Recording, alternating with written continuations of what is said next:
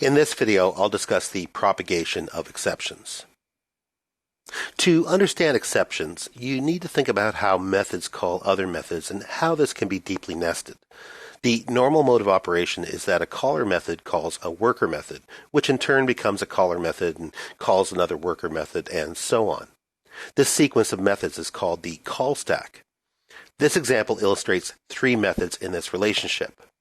The main method in the class test, shown at the bottom of the slide, instantiates an object of type utils and calls the method doThis on that object. The doThis method in turn calls a private method doThat on the same object. When a method either completes or encounters a return statement, it returns execution to the method that called it. So doThat returns execution to doThis returns execution to main, and main completes and exits.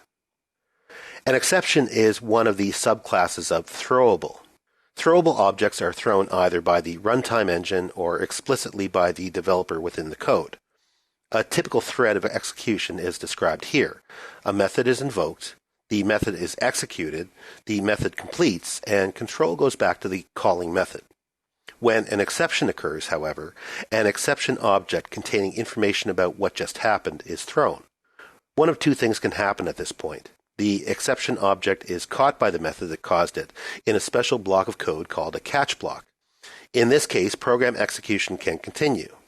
Or the exception isn't caught, causing the runtime engine to throw it back to the calling method.